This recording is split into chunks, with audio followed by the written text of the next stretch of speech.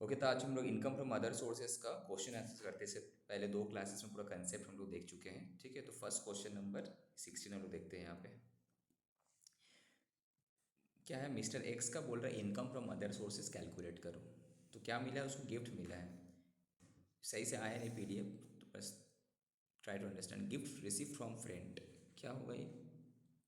40,000 का।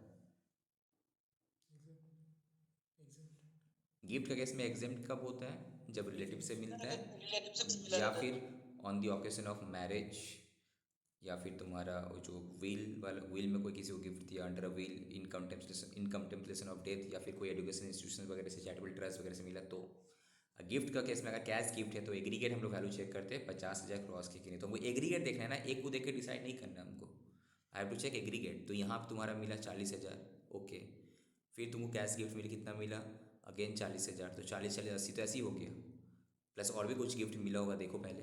तो agree entire अगर एग्रीगेट गिफ्ट का वैल्यू, कैश गिफ्ट का वैल्यू रिलेटिव वाला छोड़कर, वो सब केस छोड़कर, अगर 50,000 क्रॉस करते इंटायर गिफ्ट का वैल्यू होना, एग्जाम्प्ट वाला केस छोड़कर फुल्ली टैक्सेबल हो जाएगा एज IFOS। ठीक है, इस केस में तो आराम से पूरा 40 40 दोनों टैक्सेबल होगा। और क्या है? अच्छा, एक फर्स्ट वाला ही कैश गिफ्ट है। ओके, आंसर नील दिखा रहा है। नहीं, फर्स्ट वाला एक ही तो कैश गिफ्ट, एक्चुअली हम दो देखा, ये एक्चुअली ये इसका लाइन में है, हमको लगा दो है। ठीक है ठीक है, ये एक्चुअली ये इसका लाइन में है। ओके, इट्स माय मिस्टेक, ये इसका पैरेलल है और ये ज्वेलरी वाला है। तो कैश गिफ्ट और कहीं पे है, देखो पहले चेक करो। और कहीं पे कैश गिफ्ट नहीं है, तो ये कैश गिफ्ट जो है लेस देन 50,000 है। ठीक है, तब तुम्हारा एग्जेम्प्ट हो जाएगा। बट अगर और कहीं पे कैश गिफ्ट होता है इसी क्वेश्चन में, तो एग्रीगेट करके देखते, 50,000 से ज़्यादा होती है इंटायर अमाउंट टैक्सेबल है, कम हो बोल के यहाँ पे एग्जेम्प्ट है। ठीक है। अब क्या मिला तुमको? ज्वेलरी मिला। तो बता, ज्वेलरी मतलब कौन सा बोल रहे हैं, IP का बोल रहे हैं कि मूवेबल प्रॉपर्टी का बात कर रहे हैं? हम मूवेबल प्रॉपर्टी का बात कर रहे हैं। उसका रूल्स क्या था? एग्रीगेट देखना है हमको, जो भी इस टाइप को मूवेबल प्रॉपर्टी मिला होगा उसका क्या देखना है? Market value. Market value market value. अगर ये तुम्हारा देखना है, अब तुमको गिफ्ट मिला है कि कंसिडरेशन दे के तुम परचेस कियो, गिफ्ट मिला है, तो उसका मार्केट वैल्यू अगर 50,000 से ज़्यादा है तो इंटायर विल बी टैक्सेबल। अगर अदरवाइज विथ कंसिडरेशन अगर हम परचेज, डिफरेंस हमको चेक करना है 50,000 से ज़्यादा है ना कम है। तो फर्स्ट केस में ज्वेलरी मिला, तो और कुछ मिला उसको? और कुछ तो नहीं है, बस ज्वेलरी मिला। मतलब मूवेबल प्रॉपर्टी में ओनली ज्वेलरी मिला, तो ये 50, ये भी तुम्हारा 50 से कम ही है मार्केट वैल्यू, तो ये भी तुम्हारा एग्जेम्प्ट हो जाना चाहिए। देखो यहाँ पे एग्जेम्प्ट किया होगा आंसर में, ये दोनों ही एग्जेम्प्ट किया है। ठीक है, इस केस में तो तुम्हारा 50 नहीं हुआ बोल के, और इस केस में मार्केट वैल्यू ही तुम्हारा 50 क्रॉस नहीं किया। यहाँ पे विदाउट, ये भी तुम्हारा विदाउट कंसिडरेशन था, वो भी without consideration, that is why it is gift. Gift मतलब विदाउट कंसिडरेशन, गिफ्ट मतलब पैसा नहीं दिए के फ्री में लिए हम। Okay, next, purchase of IP immovable property, ये तो विथ कंसिडरेशन हुआ, हाँ कि नहीं? जहाँ पे स्टैम्प ड्यूटी वैल्यू था 30,000 और हम परचेज कर 25 लाख में, तो यहाँ पे in question is that income from other source में आएगा कि नहीं आएगा? यस, 5 लाख आएगा। अब हम चेक करना है कि 5 लाख आएगा कि, डिपेंड करता है डिफरेंस कितना है। डिफरेंस 5 लाख। अब हमको चेक करना है कि ना, कि 50,000 या फिर कंसिडरेशन पेड किया 25 लाख, उसका 10% दैट इज 2.5 लाख। तो 50 और 2.5 में 2.5 लाख ज़्यादा होगा, तो 5 लाख वर्सेज 2.5 लाख, तो कम ही है ना ज़्यादा है? ज़्यादा है। तो entire 5 lakh will be taxable S IFOS, तो वही यहाँ पे भी किया होगा, देखो। ठीक है, okay. Next, advance money forfeit 13 14 से पहले का है और 21 22 का। 13 14 से पहले वाला अगर फॉरफिट करता तो क्या होता? कॉस्ट ऑफ एक्विजिशन से माइनस होता, तो माइनस फ्रॉम COA, तो IFOS में नहीं आएगा। बट ये वाला तो आएगा IFOS में, बस खत्म। ठीक है, next, interest on fix deposit direct आएगा। ठीक है, डिविडेंड फ्रॉम इंडियन कंपनी आएगा, बट उसमें से तुम्हारा डिविडेंड कलेक्शन चार्जेस वो सब हम लोग नॉट डिडक्शन अलाउ नहीं करते, एक्सेप्ट इंटरेस्ट एक्सपेंस छोड़ के। डिविडेंड डिविडेंड जो भी है ग्रॉस अमाउंट का आएगा। इंटरेस्ट ऑन कंपलसरी एक्विजिशन मिलेगा, बट 50% स्टैंडर्ड डिडक्शंस भी है, याद आ रहा होगा। देखो 50% कहाँ गया, 50% स्टैंडर्ड डिडक्शंस भी है, तो 2 लाख का जगह 1 लाख टैक्सेबल होगा। ठीक है, फैमिली पेंशन में मिला है, बट 1/3 या फिर 15,000, विचेवर इज लोअर ना हायर था, लोअर, लोअर। लोअर। तो 1/3 या फिर 15, विचेवर इज लोअर। 60,000 का 1/3 करने से होता है 20,000 और 15,000, तो मैक्सिमम 15,000 एग्जाम्पशन मिलेगा तुम्हारा। 15,000 ही मैक्सिमम, उससे ज़्यादा मिल ही नहीं सकता, whichever लोअर में से। ठीक है, तो बस ये रहा तुम्हारा इनकम फ्रॉम अदर सोर्स का इनकम। ठीक है, कोई doubt? I am going so fast because हम लोग को न्यू चैप्टर स्टार्ट करना है आज। नेक्स्ट क्या बोला? पंकज का एक सम्स दिया है, बोलो भाई ये सब है ट्रांजेक्शन, तो इसका income from other sources calculate करो। फर्स्ट क्या है? डायरेक्टर फीस मिला है फ्रॉम अ कंपनी, क्या होगा? टैक्सेबल होगा कि नहीं होगा? मैं तो कुछ नहीं है ना इसमें। ठीक है, टैक्सेबल होगा। Next, interest on savings bank account taxable होगा। हाँ, ऑल दो सेविंग्स बैंक अकाउंट में अगर हम लोग इंटरेस्ट मिलता है, इसका एग्जाम्शन मिलता है, नॉट एग्जाम्शन, डिडक्शन मिलता है अंडर 80C, वो तुमको हम लोग बाद में, जैसे कि इंटरेस्ट का केस में 10,000 का मिलता है, ठीक है, वो सब बाद में डिस्कस करेंगे जब डिडक्शन चैप्टर करेंगे। अभी फिलहाल इनकम में टीटीए आएगा। टीटीए बीच था ना, क्या बोल रहे हो? TTA TTB. हाँ, एटीटीबी। तो तुम्हारा इंटरेस्ट वगैरह केस में तुम्हारा वहाँ पे डिडक्शन मिलते हैं चैप्टर 6 में, जो हम लोग अलग से करेंगे, ठीक है। तो अभी फिलहाल मेरा इनकम में आएगा, डिडक्शन तो बात का बात है, ठीक है। इनकम फ्रॉम अनडिस्क्लोज सोर्स आएगा, वो भी कितना परसेंट टैक्सेबल होगा? वो कितना 60% रेट में टैक्सेबल होगा, याद है। विनिंग फ्रॉम लॉटरीज नेट में दिया हुआ है, तो तुमको क्या करना है, ग्रॉस करना है उसको। तो 35 डिवाइड बाई कितना करना है, 70%, तो तुम्हारा ग्रॉस आ जाएगा। फिर जाके जब हम टैक्स लायबिलिटी कैलकुलेट करेंगे, इसके ऊपर डायरेक्ट 30% लगेगा। ये तुम्हारा स्लैब रेट में नहीं आएगा, ये फ्लैट रेट में जाएगा, ठीक है। जब हम टैक्स लायबिलिटी चैप्टर करेंगे तब देखोगे कि जब टोटल इनकम में से कुछ कुछ इनकम का जब इनकम टैक्स रेट फिक्स्ड है, तो उसका फ्लैट रेट में अलग से टैक्स लायबिलिटी कैलकुलेट करो, बाकी बैलेंस का तुम स्लैब रेट में जाओ, अगर इन केस ऑफ इंडिविजुअल, ठीक है। तो royalty on book written by him, तो रॉयल्टी भी इसमें आएगा, ठीक है। लेक्चर इन सेमिनार दिया, तुम सेमिनार पैसे मिला तो ये भी आएगा। Interest on loan given to a relative, ये भी आएगा तुम्हारा। इंटरेस्ट ऑन डिवेंचर्स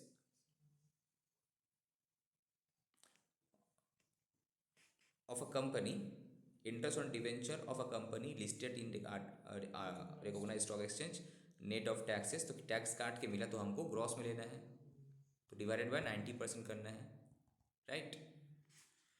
फिर तुम्हारा क्या है, इंटरेस्ट ऑन गवर्नमेंट सिक्योरिटीज आएगा, interest on MIS of post office, ये भी तुम्हारा आएगा, सब कुछ आएगा।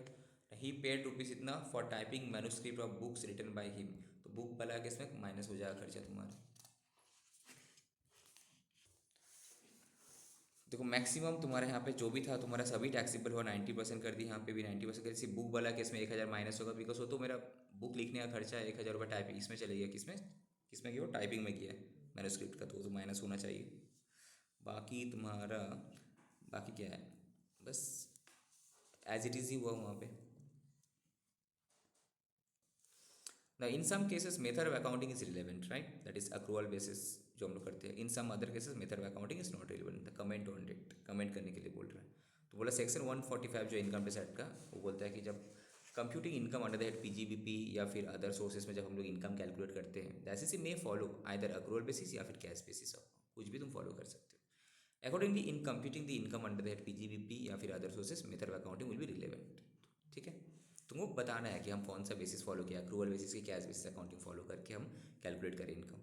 Section 8 provides that method of accounting is not relevant for computing dividend income के लिए, method of accounting is not relevant, जब मिलेगा तब टैक्सेबल होगा।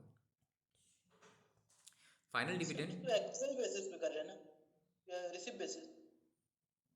तो इस अप टू द तुम्हारा ऊपर है कि तुमको अक्रूवल में जाना है ना रिसिप्ट में जाना है, ठीक है। Maximum company accrual basis follow करते हैं। नाउ यहाँ पे final dividend shall be recognise in the year when it is declare by the company. In case of dividend income, मेरा इनकम में तभी दिखाएंगे जब कंपनी डिक्लेयर कर दिया। और interim dividend shall be recognise when it is made available to the shareholder, मतलब जब एक्चुअली पेड होता है। अब deem dividend shall be recognise when it is distributed to the shareholder. तो in case of dividend उसका rules क्या है, तुम्हारा डिविडेंड इनकम में कब आएगा, अगर फाइनल डिविडेंड कंपनी डिक्लेयर किया, तो जब डिक्लेयर किया तब जिस साल डिक्लेयर किया उस साल में आएगा। और इंटरम डिविडेंड अगर तुमको मिला तो तुम्हारे इनकम में आएगा उस पर्टिकुलर ईयर में। डिम डिविडेंड जब तुमको डिस्ट्रीब्यूट करा, डिम डिविडेंड केस में जो एसेट वगैरह डिस्ट्रीब्यूट करा था, तो उस टाइम तुम्हारे इनकम में आएगा, ठीक है। इसके May 18 में क्वेश्चन आया था, क्या है, discuss the taxability of following receipt in the hands of mister Sanjay Kambuja under the income tax act, जो भी है क्या है। ₹51,000 रिसीव किया फ्रॉम मिस सिस्टर, उसका सिस्टर से मिला है, लिविंग इन यूएस में रहती है, तो क्या एग्जेम्प्ट होगा कि नहीं होगा? एग्जाम्प्ट होगा। बिकॉज रिलेटिव है। अब क्वेश्चन है कि सर यूएस में रहे कि जहाँ है तो रिलेटिव ही, ठीक है। रिसिप्ट कार्ड यहाँ पे तुम लोग ये बस देख के यहाँ पे एक बार सोचना कि सर यहाँ यूएस बोल दिया, सो व्हाट, है तो रिलेटिव रे भाई, ठीक है। नेक्स्ट, रिसिप्ट कार, तो कार मतलब क्या है, कैपिटल एसेट ही नहीं है, तो वहाँ पे तो सोचना ही नहीं है तुमको। यहाँ पे देखो बिजनेस नॉट टैक्स, इसका रीज़न क्या बताया गया सर, कैपिटल एसेट ही नहीं होगा। माना कि फ्रेंड्स रिलेटिव है, तो तो बट कैपिटल एसेट ही नहीं है तो हमको देखना ही नहीं है कुछ, ठीक है, खत्म, वही चीज़ दिखना है तुमको यहाँ। नेक्स्ट,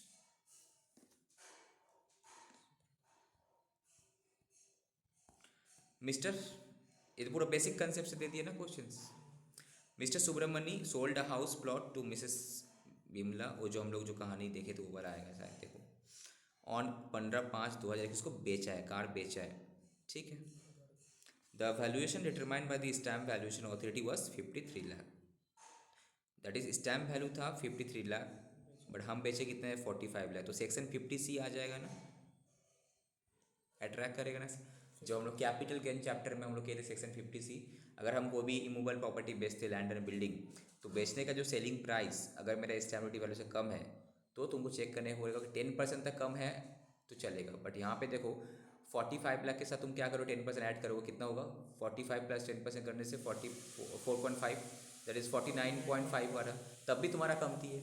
इन दैट केस हम selling full value of consideration किसको मानेंगे, 53 लाख को मानेंगे। तो 53 माइनस मेरा कॉस्ट करके हम कैपिटल कैलकुलेट करेंगे। Now discuss the tax consequences of,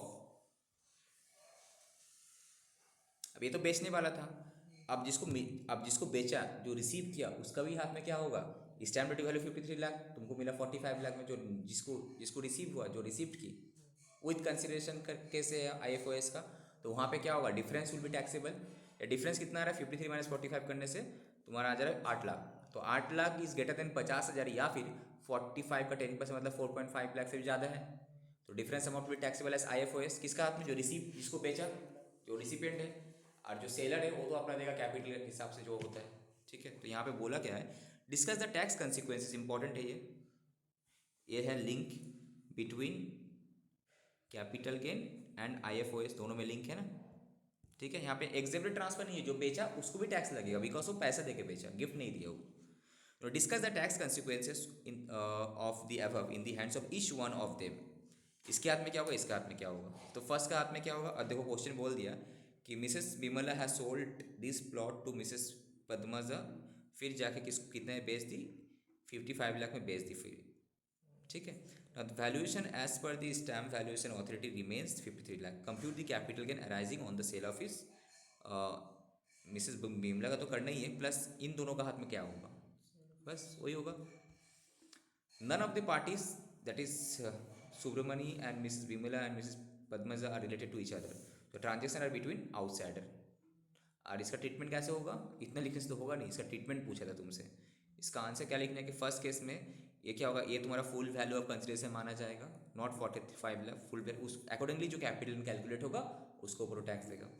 और इसका केस में क्या नाम है, मिसेस विमला का केस में उसको जब मिला, मिलने का टाइम में उसको कितना 45 माइनस 53, दैट इज 8 लाख का उसका इनकम फ्रॉम अदर सोर्स में उसको इनकम में दिखाने पड़ेगा, बिकॉज वो जो रूल्स है तुम्हारा 5 लाख या ढाई, difference between stamp duty value and consideration paid is greater than 50,000 या फिर 10% ऑफ द कंसिडरेशन पेड, तो उसको उतना लगा होगा।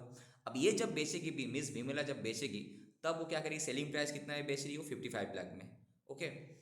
तो अब जब वो बेचेगी तब भी फिर हमको चेक करना है कहीं 50C तो नहीं आ जा रहा, 55 लाख में बेच रही है तो ज़्यादा है बेच रही है, कम में बेच रही है, ज़्यादा है बेच रही है, तो कोई दिक्कत नहीं, because 53 lakh stamp duty value है, माइनस कॉस्ट पे क्वेश्चन क्या होगा, कॉस्ट मतलब कि 45 लाख आएगा कि 45 लाख प्लस जो तुम्हारा इनकम फ्रॉम अदर सोर्स में जो गया वो,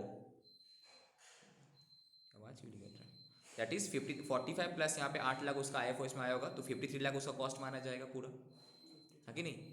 तो 55 माइनस 53 कॉस्ट, 53 में कैसे आया, एक तो परचेज था प्लस IFOS में उसका कितना आया, टैक्सेबल हुआ, IFOS में आया तुम्हारा 8 लाख, टोटल 53 लाख, ठीक है। यहाँ पे देखो तो आवाज़ क्यों आ रहा है,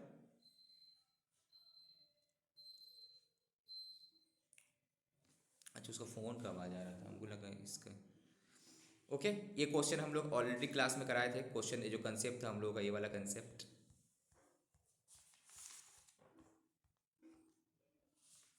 ये वाला क्वेश्चन नंबर नहीं, ये वाला, ये जो कंसेप्ट था ना, क्वेश्चन नंबर 3, इसका डिटेल में हम कराए थे। जब दे रहा था तो एग्जाम ट्रांसफर था, यहाँ पे देने के टाइम में भी उसको टैक्स लगेगा, बिकॉज वो ऐसे जस्ट बेच रहा है तो वहाँ तो टैक्स लगेगा, वहाँ पे सेक्शन 50C भी लगेगा। फिर जब ले रहा है तो नॉन डेटिव से ले रहा है, तो ले रहा है तो stamp duty value is greater than 50,000 and 10% of the consideration paid which ever is higher, ज़्यादा है उससे। तो इन जो डिफरेंस आ रहा था तुम्हारा, होल नहीं, डिफरेंस, ठीक है। तो ये तो मूवेबल प्रॉपर्टी के एग्जांपल दी थी। The difference will be taxable as IFOS, ठीक है। तो जब बेचेगा तब कॉस्ट क्या माना जाएगा, जो ऑलरेडी जो परचेज प्राइस था वो प्लस जो इनकम उसका इसमें आके घुसा ऐड हुआ, हाँ कि नहीं। इसको हम एक बार पहले तुम लोग सॉल्व करा देते हैं, इसी को सॉल्व करा देते क्वेश्चन नंबर 20 को। अच्छा यहाँ पे तो दिया है, सॉल्व करके दिया है, चलो मैं खत्म। Now treatment in the hands of Mrs Subramaniam क्या होगा, फुल कंसिडरेशन क्या माना जाएगा, 53 लाख एज पर सेक्शन 50 से। याद आ रहा है सेक्शन 50 से क्या बोला था कि स्टैम्प ड्यूटी वैल्यू वर्सेस तुम्हारा जो कंसिडरेशन है कितना था इसका, 45 लाख था। उसके साथ 10% ऐड करने के बाद भी तुम्हारा कितना आएगा, 49.4, तब भी कम है। तो तब जाके 50 लाख को ही, 53 लाख को ही हम क्या करेंगे, सेलिंग प्राइस मानेंगे, करेक्ट। अकॉर्डिंगली वो अपना कैपिटल में कैलकुलेट करेगा। अब जब मिस विमला को जब मिला तो 56 टू 10 एप्लीकेबल होगा, बिकॉज 53 स्टैम्प ड्यूटी वैल्यू था, राइट। अब 45 वो कंसिडरेशन पेड की, तो it is greater then this है। दोनों का डिफरेंस 8 लाख है, ये जो है it is greater than higher of एक 50,000 या फिर 10% ऑफ 45 लाख, दैट इज 4.5 लाख। इसमें से हायर कौन है, 4.5 लाख।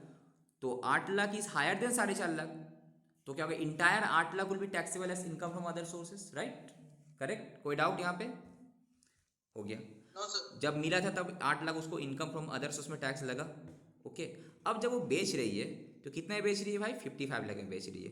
अब सर कॉस्ट क्या माना जाएगा, तो कॉस्ट तो तुम बोलेगा सर परचेस की थी 45 लाख में, माना कि परचेस की थी 45 लाख में, बट IFOS में तो 8 लाख उसको टैक्स देने पड़ा अंडर सेक्शन 49 सब सेक्शन 4 के हिसाब से, सेक्शन 49(4) के हिसाब से ये रहेगा उसका कॉस्ट, जो परचेस प्राइस प्लस जो इनकम फ्रॉम अदर सोर्स में इनकम वो दिखाई है, इसको टैक्स भी दी है, तो ये रहेगा तुम्हारा कॉस्ट नॉट 45, ठीक है।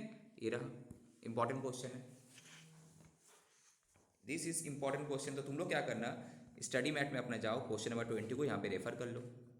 जब भी ये क्वेश्चन करोगे, फिर से ये जो क्वेश्चन करोगे यहाँ पे लिख लेना, also refer question number 20, bracket में पेज नंबर दे देना, ठीक है, ओके। तुम्हारा और कंसेप्ट, ये जो था गिफ्ट वाला केस था, सामने वालों को जब मिला था तब फ्री में मिला था, बट सॉरी ये फ्री में नहीं, ये भी तुम्हारा एक गिफ्टेड वाला प्रॉपर्टी था, उस केस में तो पैसा देकर उसको मिला। तो दोनों सिचुएशन तुम्हारा कवर हो जाएगा यहाँ पे, जो ऑलरेडी हम एग्जाम्पल के थ्रू से कवर किए थे। यहाँ पे लिख दो refer, also refer question number 20 page number जो भी है, ठीक है। इस तरह से तुमको नोट्स अपडेट करने हो, तो नेक्स्ट टाइम तुमको दिक्कत ना हो ज़्यादा। अब जो क्वेश्चन नंबर 21 देखते हैं हम लोग, explain with reason the taxability of the following transaction under the head income from other sources. Winner receive interest 5 lakh on additional compensation on account of compulsory acquisition of land acquired few years back. तो interest मिला तो क्या होगा, IFOS में आएगा 50% standard deductions, खत्म। The year wise breakup of interest receive 1,50,000 for these, इस साल के लिए ये जो इस साल में इतना मिला, बट इसका ब्रेकअप क्या है, इस साल के लिए इतना, इस साल के लिए इतना, तो हमको उससे रिलेवेंट है, ये कैसे टैक्सेबल होता है, एज एंड व्हेन रिसीव्ड, हाँ कि नहीं। कैपिटल गेन में जो था हम लोगों का, तो जब मिला तब टैक्सेबल होगा, खत्म। 50% स्टैंडर्ड डिडक्शन से मिलेगा तुम्हारा, यहाँ पे वही लिखा है तुम्हारा, देखो taxable after allowing 50% deduction, therefore 2.5 lakh वो टैक्सेबल होगा।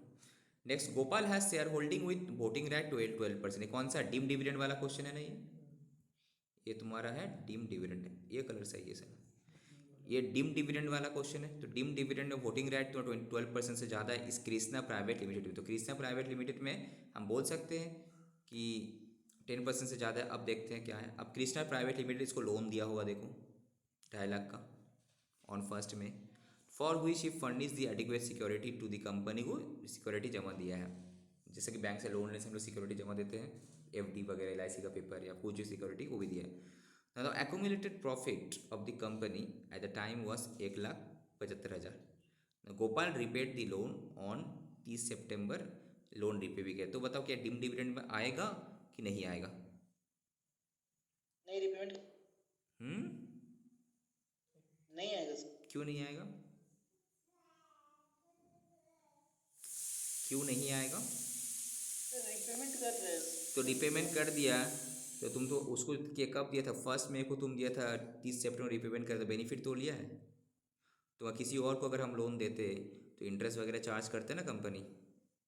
ठीक है, यहाँ पे जस्ट बोला कि एडुकेट सिक्योरिटी दिया, ये नहीं बोला कि नॉर्मल कोर्स और बिजनेस में भी कंपनी दूसरे को भी लोन देता है। अगर बोलता है कि हाँ इस टाइप का लोन कंपनी नॉर्मल कोर्स और बिजनेस में भी दूसरे को देता है, तो हम मानते ओके ठीक था, जो हम लोग देखे भी थे वहाँ पे नॉर्मल ट्रेड में अगर है तो है। बट यहाँ पे तो सब कुछ चीज़ें ही नहीं है, तो यहाँ पे तुम्हारा क्या होगा, that will be consider as deem dividend but up to accumulated profit. तो यहाँ पे दिया है 2.5 लाख और उसका एक्यूमुलेटेड प्रॉफिट है कितना, 1,75,000, तो डीम डिविडेंड कितना माना जाएगा? मैक्सिमम 1,75,000 ही माना जाएगा, बस खत्म।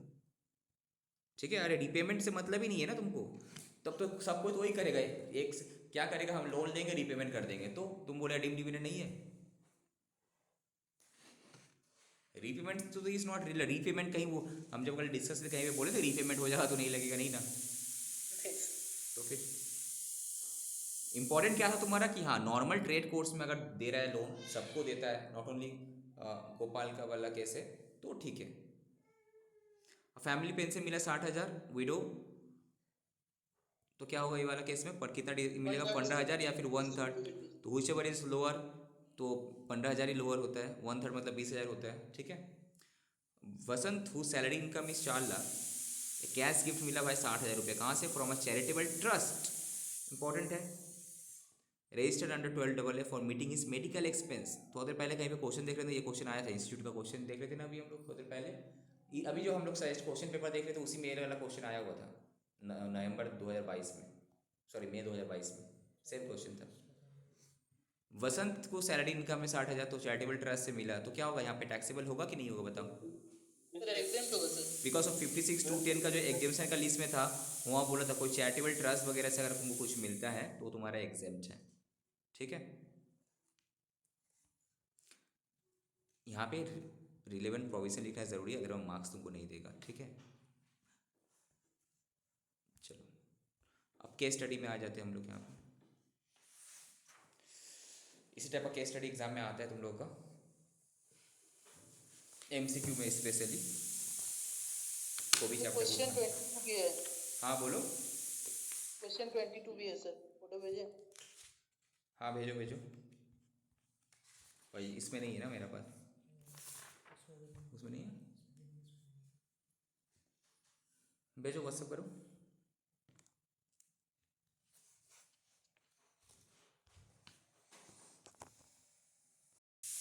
इसका value 5,000 as an stock in trade. Interest on debentures received by him on 31 March इतना। इंटरेस्ट मिला है मतलब जो परसेंटेज से मल्टीप्लाई कर देंगे इंटरेस्ट का अमाउंट निकल जाएगा, मिल गया, दैट इज इनकम में मेरा आएगा IFOS में, because dividend income interest income सही मेरा IFOS का पार्ट है। नाउ ही हैज़ ऑल्सो, ये थर्ड वाला हुआ, अब ये जा रहा तुम्हारा fourth. He has also received a gift of motor car, तो क्या होगा, मोटर कार दिया है, कार क्या है, मूवेबल प्रॉपर्टी है ना, बट क्या पर्सनल एसेट है ये, it is not a capital asset, because इसको हम लोग बोलते हैं personal movable asset, personal movable asset है, ये तो कैपिटल एसेट नहीं है। पर्सनल मूवेबल एसेट जो ज्वेलरी वगैरह होता है 4-5 आइटम, वो सिर्फ पर्सनल कैपिटल एसेट है, बाकी तो तुम्हारा है नहीं। ठीक है, तो ये तुम्हारा आएगा ही नहीं। गिफ्ट मिला, जो भी मिला, बर्थडे मिला, शादी मिला, what ever it is, but ये कैपिटल एसेट नहीं, तो क्वेश्चन ही नहीं होता टैक्सेबल का। बट हाँ कैश गिफ्ट मिला है 8 लाख रुपये का from his father's cousin brother. अब देखो क्या ये रिलेटिव है, पापा का कजिन ब्रदर, पापा का भाई कवर था, पापा का अंकल का भाई तो कवर नहीं था, तो नॉट रिलेटिव, करेक्ट, तो नॉन रिलेटिव से मिला है, तो ये तो तुम्हारा टैक्सेबल होना चाहिए। ठीक है, IFOS में दैट इज 56(2)(10 आ जाएगा यहाँ पे। Now answer the following MCQ। समझ में आ रहा किस टाइप का MCQ के, एक चैप्टर को उठाया यहाँ पे, बहुत सा मुद्दा घुसा दिया इसमें, अब बोला आंसर करो। फर्स्ट, डिविडेंड, सर एक बार समराइज करिए ना, मिक्सअप हो गया। क्या मिक्सअप हो गया? सर इतना सारा सुन के क्या हुआ? अब इसे मिक्सअप होने से कहाँ से होगा, हम तो इसका ब्रेक कर करके पढ़ा है। ठीक है, आप क्वेश्चन पढ़ते हैं फिर से, आंसर क्वेश्चन पढ़ते हैं फिर से, देखेंगे हम लोग वहाँ पे। अब आंसर द फॉलोइंग क्वेश्चंस, क्या बोल रहा है, dividend receive from genuine India private limited, तो जेन्युइन इंडिया कौन था ये, ठीक है, ये वाला चीज पोर्शन कितना, द डिविडेंड जो रिसीव हुआ from genuine India private limited shall be taxable under the head other sources rupees 25,500, 32,000, 25,500 या फिर 32,000, कितना का डिविडेंड मिला है उसको देखो तो पहले, 2,000, 2,000 इंटू 20 कितना होता है, 1,000 था, 1:1 में उसको डिविडेंड मिला है, बोनस मिला, तो 1,000 का शायद 2,000 हो गया, तो 2,000 इंटू 20 रुपये करो कितना होता है, कितना हुआ 40, ठीक है, 40 से इंटरेस्ट का खर्चा माइनस करो 12,000, कितना हुआ, 40 माइनस 12 करने से कितना होता है, 28, ये क्या दिया यहाँ पे 25, 30,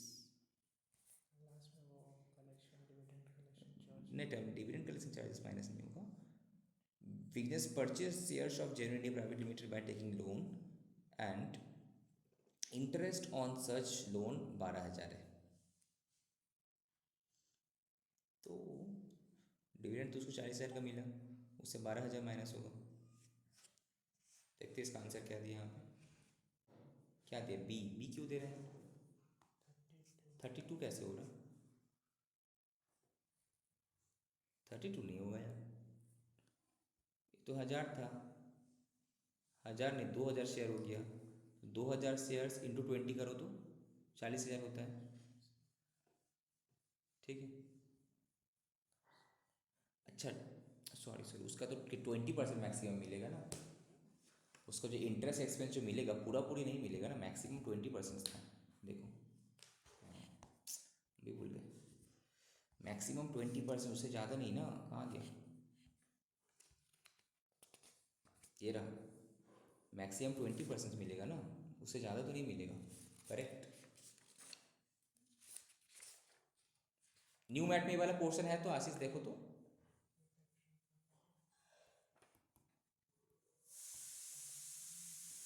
न्यू मैट में ये पोर्शन है कि 20% की अमेंडमेंट हो चुका है, देखो एक बार, देखते हैं एक मिनट।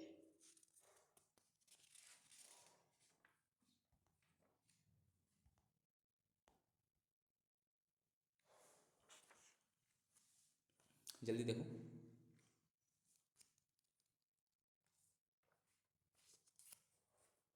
बुक लेके नहीं बैठते हो क्या तुम, केशव देखो, तुम्हारा पास भी ऐसा तो है, नहीं।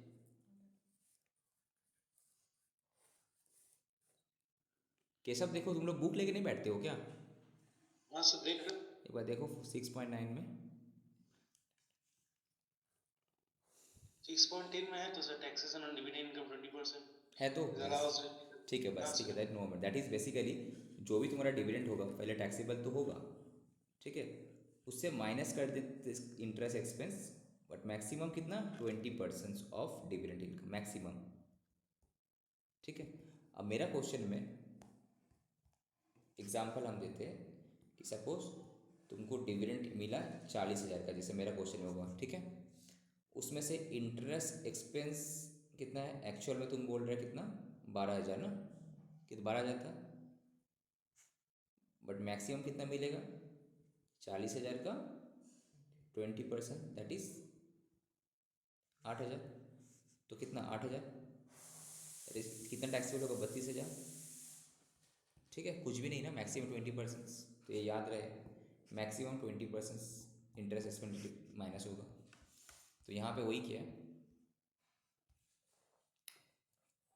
तो क्या हुआ, 40,000 हुआ माइनस, सॉरी यहीं पे करते हैं ना, ये जो इंटरेस्ट एक्सपेंस तो मिलेगा हमको, इंटरेस्ट एक्सपेंस जो है ये तो मिलेगा, बट मैक्सिमम कितना, बट मैक्सिमम जो dividend receive into 20%, that is कितना हुआ, 8,000, तो इसीलिए माइनस हम लोग 8,000 ही कर पाएंगे, नॉट 12,000, ठीक है, clear. Next, the dividend from sanitiser India private limited कहाँ गया, इसका कितना मिला है, इसका तो 80,000 है पूरा, अरे हाँ इंटरेस्ट भी तो लिया है ना यहाँ पे,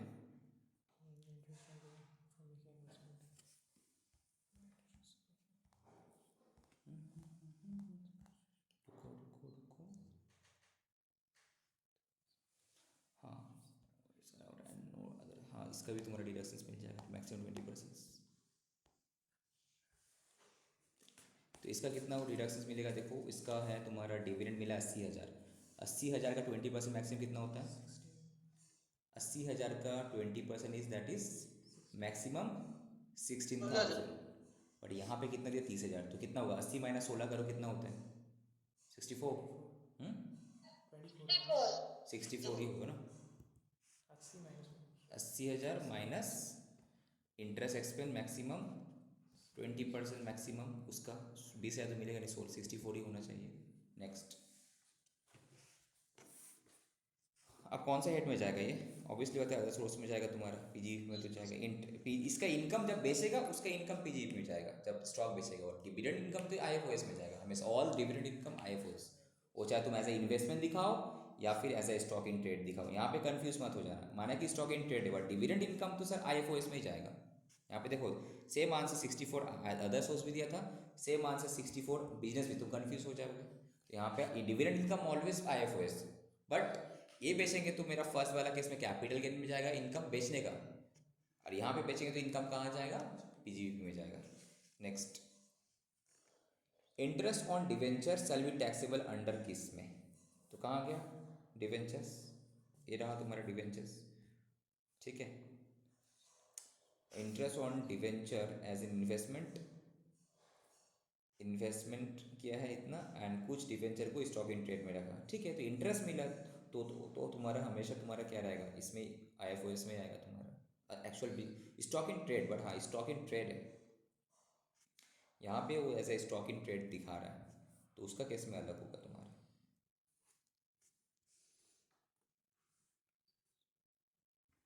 अदर सोर्स में जाएगा तुम्हारा सिर्फ जब बेचेंगे, जैसे सेम एग्जांपल था तुम्हारा जब बेचेंगे, बिकॉज यहाँ पे अगर हम लोग लिस्ट देखे थे जो इनकम का, कहाँ गया देखो यहाँ पे इंटरेस्ट इनकम ये सब का तो था, प्लस देखो यहाँ पे डिविडेंड इनकम भी था, प्लस इंटरेस्ट इनकम ऑन यहाँ पे बॉन्ड डिवेंचर भी था ना, आईएफओएस में आएगा। बाकी बॉन्ड डिवेंचर बेचा तो अगर एज ए इन्वेस्टमेंट दिखाते तो कैपिटल गेन में जाएगा, बॉन्ड डिवेंचर बेचे as a stock in trade दिखाए तो उसका इनकम मेरा पीजी में जाएगा, but interest income dividend income वो तो मेरा आईएफओएस में आएगा। अच्छा क्वेश्चन है। नेक्स्ट, गिफ्ट रिसीव फ्रॉम, अच्छा ये तो ये था फादर्स, कौन सा वाला था क्वेश्चन कहाँ गया? अच्छा ये क्वेश्चन है ना, gift receive from father's cousin sister, motor car मिला था, तो क्या होगा ये तो तुम्हारा होगा ही नहीं। क्या क्या आंसर दिया, टैक्सेबल है, अदर सोर्स में नो टैक्सेबल है, shall not be taxable, shall be taxable अंदर कहाँ से होगा, सेल नॉट बी टैक्सेबल होगा। रीज़न देने बोला तो रीज़न देने वो बिकॉज कैपिटल एसेट ही नहीं है, प्रॉपर्टी का डेफिनेशन में नहीं फॉल करता। नेक्स्ट, कैश गिफ्ट है 8 लाख का, ये क्या होगा बोलो, shall be exempted since receive from relative, 8 lakh under the head, ये वाला होगा, ठीक है। अच्छा क्वेश्चन है। आशीष तुम जो बोल रहे डर लग रहा था, कुछ तो है ही नहीं क्वेश्चन में, ठीक है। चलो अब आ जाते हैं इंस्टीट्यूट का मैट में।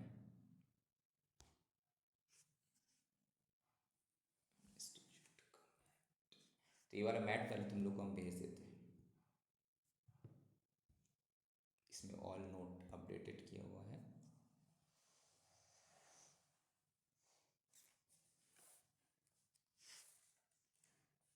हम भी पहले सेव कर लेते हैं, आईएफओएस क्लास नोट्स बोल के सेव रीनेम कर लेते हैं, ओके ठीक है। अब ये तुम लोग को भेज भी देते हैं।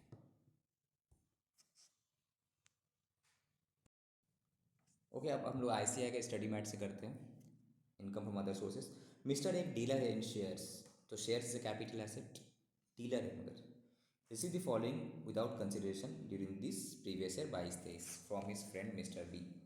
क्या क्या मिला उसको भाई, कैश गिफ्ट मिला है, तो कैश गिफ्ट मिला है 75,000, कितना on his anniversary. Marriage cover था, टैक्सेबल मैरिज कवर था क्या, उसका एनिवर्सरी कवर था, नो नहीं सर। तो एनिवर्सरी कवर नहीं है, तो ये टैक्सेबल होगा बिकॉज कैश गिफ्ट 50,000 से ज़्यादा है, it is greater than 50,000, and वो मैरिज नहीं है, मैरिज होता तो ठीक था बट मैरिज एनिवर्सरी है ये, ठीक है। नेक्स्ट, बुलियन मिला, ये भी कैपिटल एसेट है, इसका फेयर मार्केट वैल्यू कितना है 60,000 है, ऑन इज बर्थडे, तो बर्थडे है भाई, मैरिज वगैरह नहीं, वो सब नहीं है, तो ये भी तुम्हारा टैक्सेबल होगा because it is greater than 50,000। जिस fair market value greater than 50, अगर सपोज बुलियन होता, कम होता, दूसरा एक तो आइटम मिलता है तो दोनों को मिला के हमको देखते हैं aggregate fair market value, right. ये सब एग्रीगेट, ये जब भी एग्रीगेट, ये भी एग्रीगेट चेक करना है, ये भी तुमको एग्रीगेट चेक करना है। ये कलर सही है ना, उससे अच्छा है। अब प्लॉट ऑफ लैंड भी मिला उसको फरीदाबाद में, इतना में, फ्री में मिला उसको, बोला ना without consideration, that is gift, free में मिला। जिसका स्टैम्प ड्यूटी वैल्यू कितना था, 5 लाख था, तो 50 से ज़्यादा ही था, तो ये टैक्सेबल हो जाएगा सेक्शन 56(2)(10) में। नाउ मिस्टर बी जो उसको गिफ्ट किया है, कौन गिफ्ट किया उसको, मिस्टर बी गिफ्ट किया। मिस्टर बी परचेस किया था 2009 में, ठीक है। उससे हमको क्या फ़र्क पड़ता है, हम 5 लाख में बिका तो पूरा इसका इनकम फ्रॉम अदर्स उसमें आ जाएगा। अब जब ये बेचेगा तो उसका कॉस्ट क्या माना जाएगा, 5 लाख ही माना जाएगा, ठीक है। तो mister A purchase from his friend, अब मिस्टर ए का दूसरा कहानी क्या बोल रहा, मिस्टर सी से परचेस किया, who is also a dealer in shares है, वो भी एक शेयर्स का डीलर है, क्या, 1000 shares of X limited at the rate 40 each और 19 जून में। इसका fair market value of which was 600 रुपया each on that date. Mister A sold this shares in the course of his business on 23 June. तो इसका कौन बताएगा, बोलो बोलो, इसका क्या होगा। इस यहाँ तक तो ठीक है, 75,000, 60,000, उसके बाद तुम्हारा प्लॉट ऑफ लैंड वाला 5,000, केस कहानी खत्म, ठीक है। इसका क्या वो 1,000 से 400 और 600 तो ज्यादा है, मतलब उसका फेयर फेयर मार्केट वैल्यू तो से तब वो देखना पड़ेगा कंसिडरेशन में 50,000 या फिर 10%, 56 टू। जब क्वेश्चन रीड किए थे तभी हम डिस्कस किए कर, एक लाइन तुमको वर्ड बोले थे कि मिस्टर ए कौन है, डीलर इन शेयर्स है। मतलब क्या, शेयर्स क्या उसके लिए कैपिटल एसेट हुआ यस सर। कि स्टॉक इन ट्रेड है, क्या है। Stock in trade. तो फिर पहले तुम मार खा गया ना, खाली क्वेश्चन देखते समय जंप मारने से नहीं होगा ना, पहले देखो। इसलिए तो इतना आसान क्वेश्चन नहीं थे, थोड़ा देखो, दिमाग खोलो।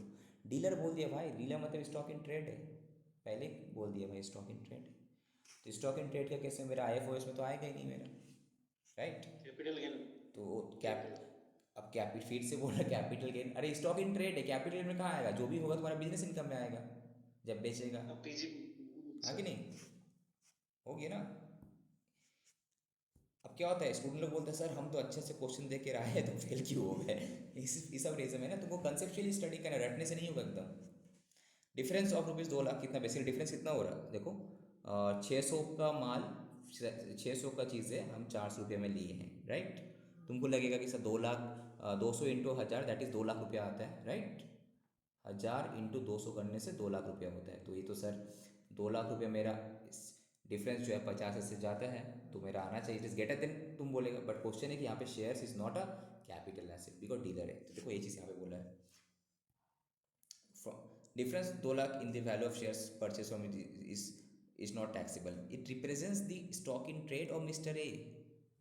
Since Mr. A is a dealer in shares and it has, ये सब रीजन तुम बता, it has been mentioned that shares were subsequently sold, बेच भी दिए in the course of his business में, तो such shares represent the stock in trade, तो यहाँ पे आएगा नहीं IFOS में, है कि नहीं। तो यहाँ बेचने में उसका प्रॉफिट हुआ होगा तो होगा, PG में जाएगा तुम्हारा, कितना में खरीदा कितना में बेचा वही तो उसका प्रॉफिट है। कितना में बेचा यहाँ पे बोला है, नहीं बोला, तो प्रॉफिट ऑटोमेटिक होगा। यहाँ पे बस बोला था आया को इसमें आया कि नहीं बताओ, ये कैलकुलेट करने बोला था, एंड कैपिटल गेन का बोला था, ये भाई ये जो भी होगा, ठीक है, यहाँ पे फोकस करना। नेक्स्ट, फर्दर ऑन 1 नवंबर, ये QTR लिस्ट में इसको फेंकना, एक्स्ट्रा सम्स में जो ICI मैट में ये सब करना। Further on 1 November 2022 Mister A took possession of the property, एक ऑफिस बिल्डिंग है, booked by him 2 years back at 20 lakh में। The stamp duty value of the property as on 1 November था 32 lakh and on the date of booking was 23 lakh, ठीक है। He had paid ₹1 lakh account पे cheque as down payment on the date of booking, ठीक है। अब बोल रहा है कि that is a capital gain का एक सम्स दे दिया यहाँ पे, ये CG का है। अब फाइनली वो बेचा कितने में, 7 लाख में बेचा, तो जब 7 लाख में बेचा that is a full value of consideration, 7 lakh में बेचा, ठीक है, नहीं तो प्लॉट ऑफ लैंड बोला है, एक तो दूसरा चीज़ हो गया। Position of removal property, office building लिया था 20 lakh, booked by him 2 years back. नहीं ये अलग है, ये अलग है, दो अलग अलग है।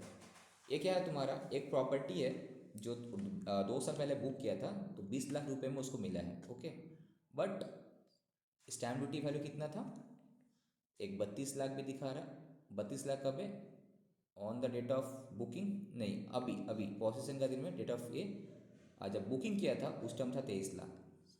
बट क्या हुआ, तुमको उसको बेनिफिट मिलेगा, डिपेंड करता है उस टाइम अगर एडवांस वगैरह उसको मिला होगा तो एडवांस तो मिला था उसको, बोल ही दिया he had paid ₹1 lakh account पे cheque as down on the date of booking के टाइम में एडवांस दिया था, तो तब इन दैट केस हम क्या करेंगे, 23 लाख ही मानेंगे।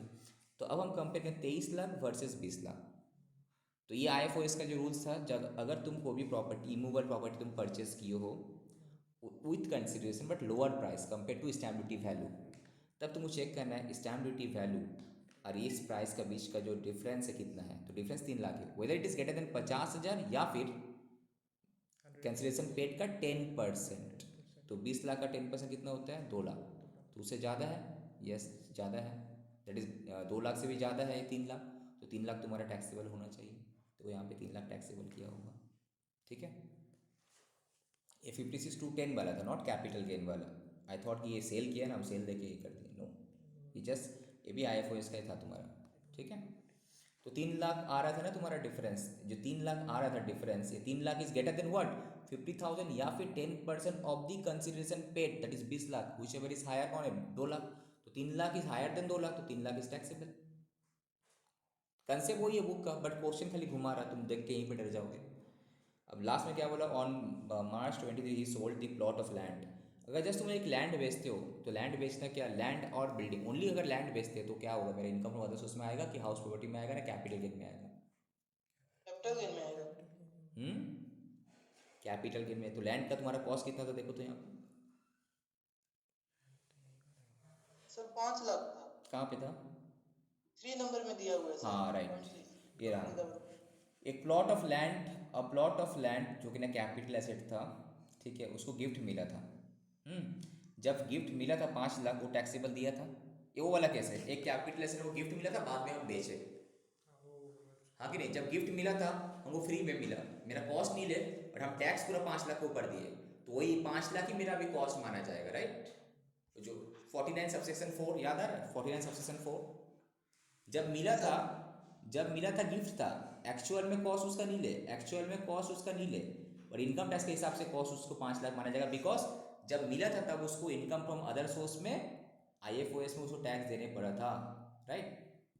तो अगर जब मिला था तो नॉन रिलेटिव से मिला था, और वो भी तुम्हारा 50 से ज़्यादा आ रहा था, तो उस टाइम वो टैक्स देने, मैं टैक्सेबल इनकम में 5 लाख घुसा था, तो पूरा 5 लाख ही मेरा कॉस्ट बन जाएगा ना, करेक्ट। अगर जब मिला था वो कोई रिलेटिव से मिला होगा तो नील था, तो यहाँ भी नील होगा, यहाँ नील होगा, कॉस्ट ऑफ प्रीवियस ओनर आ जाएगा, तो प्रीवियस ओनर का जो कॉस्ट था वो हो जाएगा, ठीक है, वो 49 सबसेक्शन 1 वाला हो जाएगा। वेरी वेरी इंपॉर्टेंट, अच्छा क्वेश्चन, ठीक है।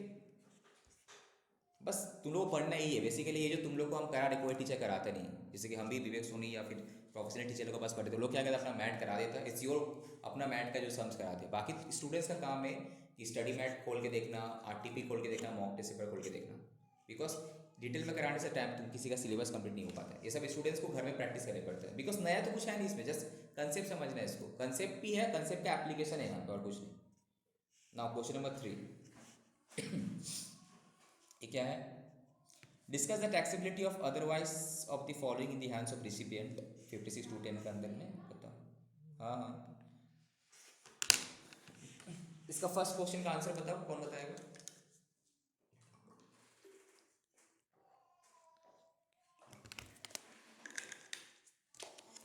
टैक्सेबल होगा।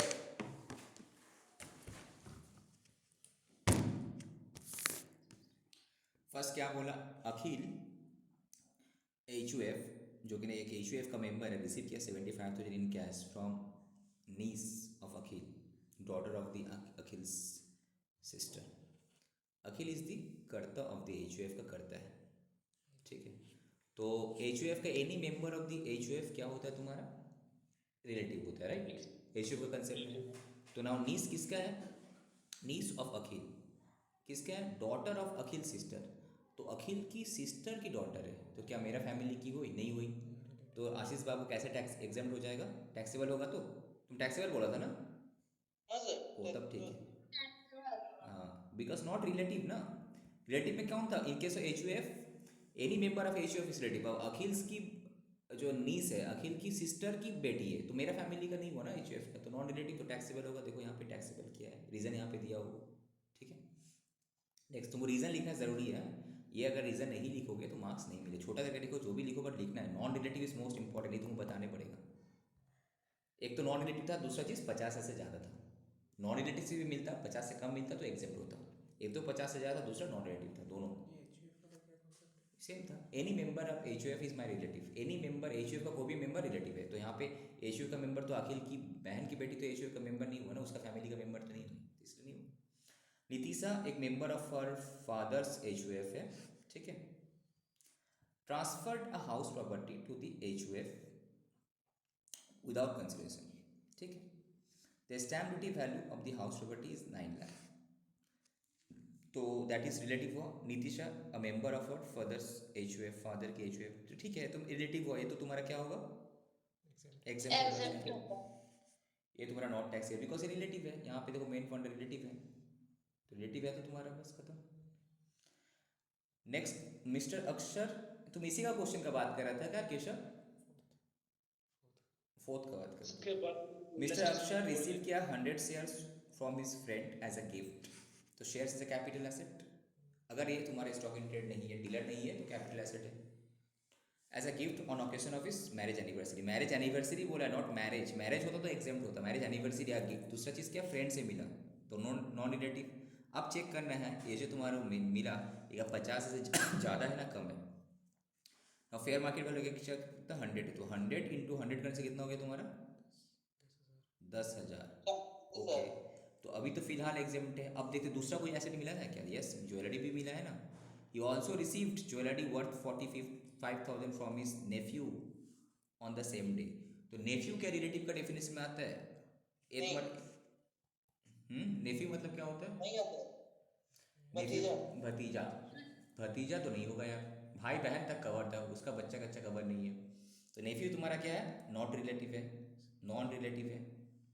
तो हम एग्रीगेट अगर देखें ना, एग्रीगेट अगर तुम देखोगे, एग्रीगेट फेयर मार्केट वैल्यू कितना is greater than A plus A मिला के ग्रेटर देन 50,000 हो गया, तो तुम्हारा टैक्सेबल हो जाएगा entire, that is 45, that is 55,000 will be taxable. ठीक है, चलो नेक्स्ट।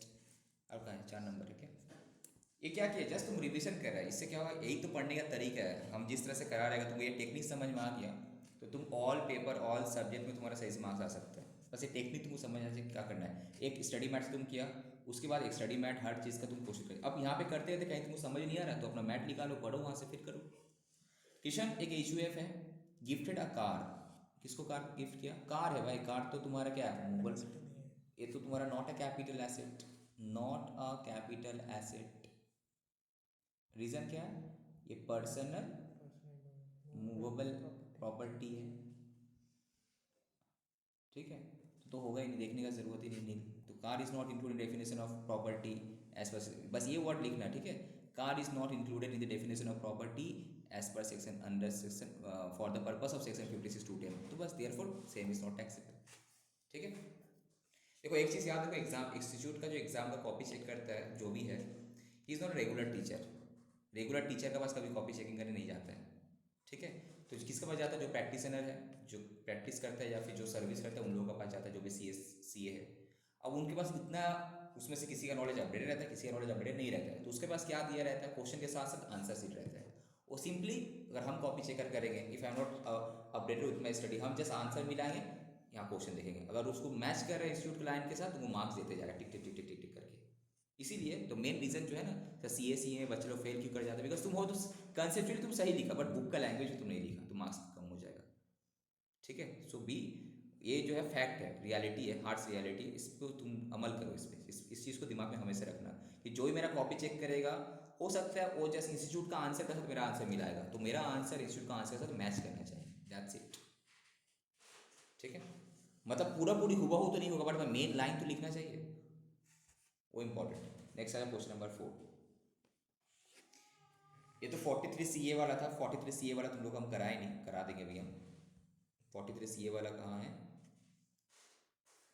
43 CA वाला अलग से PGP चैप्टर में हम लोग का है। रुको, 43 CA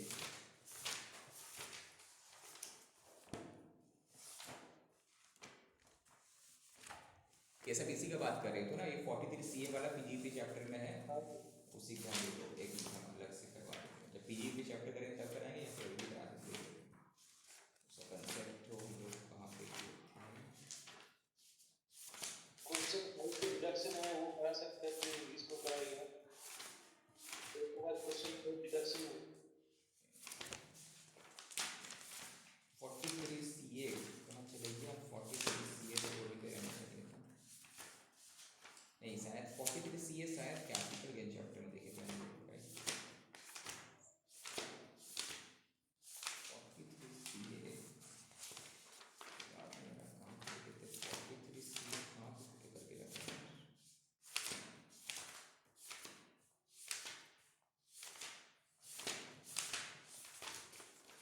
43 CA कहाँ रखे हैं मैट में? मिल नहीं रहा है, यहीं से करा दे रहा है। यहाँ पे बुक में है क्या 43 CA? देखो तो सर्च करने का ऑप्शन रहते हैं यहाँ पे। ये क्या है? कौन से सर्च करने का ऑप्शन? ये क्या चीज़ है? कंट्रोल आते हैं तो इसमें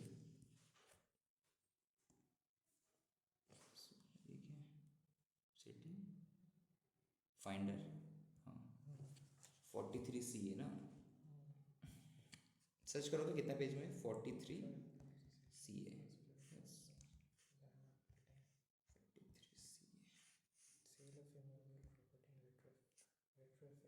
नहीं आ रहे यार।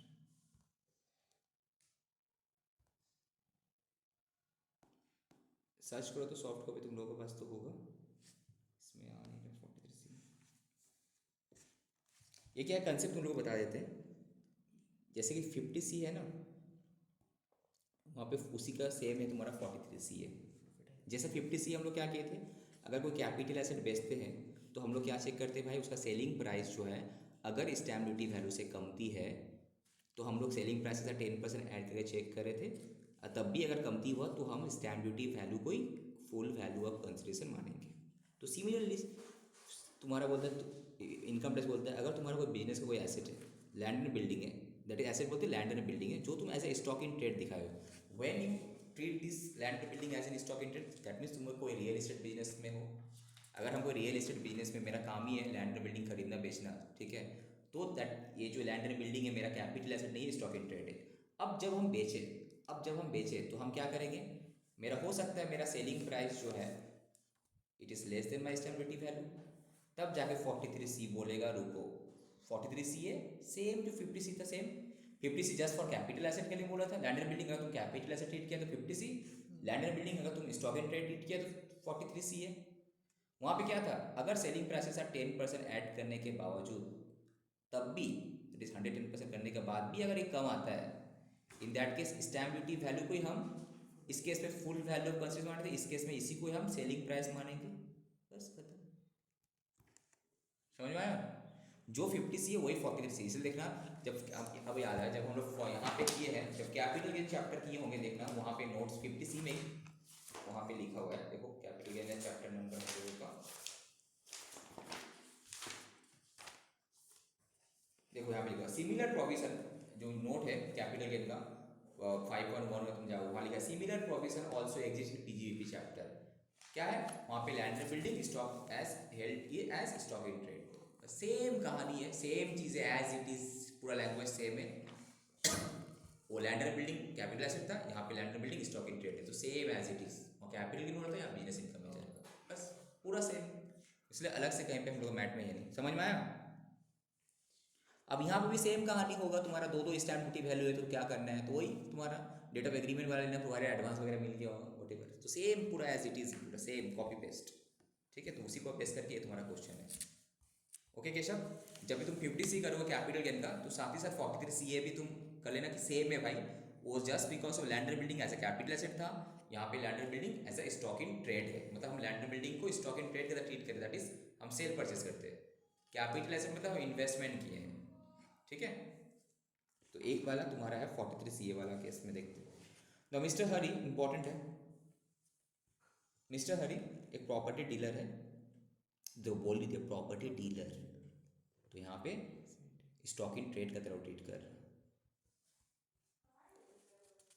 राइट। सोल्ड किया है एक building in the course of his business to his friend, कौन, किसको, राजेश को, जो वो भी जो कि ना डीलर इन ऑटोमोबाइल है, मतलब वो सामने वाला के लिए, इसके लिए, हिज फ्रेंड के लिए land and building is a capital asset,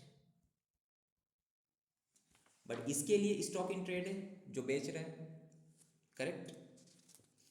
हमेशा ऐसे ही होता है, जो बेचता है उसके लिए स्टॉक इन ट्रेड, जिसको मिल रहा है उसके लिए कैपिटल एसेट ही होगा। अगर वो उसमें का डीलर नहीं है तो उस चीज़ का, अगर वो भी उसी चीज़ का डीलर है तो वो भी तुम्हारा स्टॉक ही होगा। तो नेक्स्ट, अब क्या बोल रहा है, कितने में बेचा भाई, 90 लाख में बेचा है, इस डेट को बेचा है, यहाँ तक पूरा क्लियर है। तो एक प्रॉपर्टी डीलर उसका बिल्डिंग को बेचा है, जो कि ना held as stock in trade था in the course of business, उसका फ्रेंड को बेचा है, जो कि ना नॉट दूसरा बिजनेस में है, तो दैट इज उसके फ्रेंड के लिए वो कैपिटल एसेट हो गया लैंड एंड बिल्डिंग, 90 लाख में बेचा। Now when the stamp duty value कितना था भाई, 150 लाख, जब बेचा उस टाइम स्टैम्प ड्यूटी वैल्यू कितना था, 150 लाख।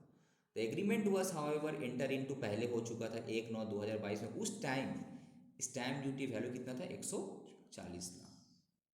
तो तुमको बेनिफिट मिलेगा 140 का, प्रोवाइडेड कुछ एडवांस वगैरह अगर तुमको मिल गया होगा तुम्हारा इससे बायर से, तो आपको चेक करना है। Mister Hari had receive a down payment, मिला ना advance 15 lakh by cross check from Rajesh, cash simulation नहीं होगा, अकाउंट पे check demand draft online mode by Rajesh on the date of agreement, तो इन दैट केस हम स्टैम्प ड्यूटी वैल्यू इसी को मानेंगे।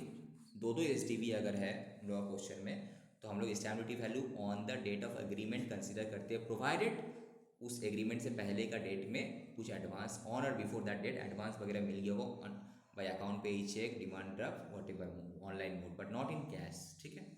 तो यहाँ पे 1,40,000 ही होगा। अब क्वेश्चन है, जब ये बेचा, कितने बेचा, 90 लाख में बेचा, पर स्टैम्प ड्यूटी वैल्यू कितना है, 140 लाख। तो इनकम टैक्स बोलता है यहाँ पे कौन सा सेक्शन लगेगा, 43 CA लगेगा कि 50 C लगेगा, बोलो मिस्टर हरी के लिए। मिस्टर हरी के लिए 43 CA लगेगा ना, सेक्शन 50 C लगेगा,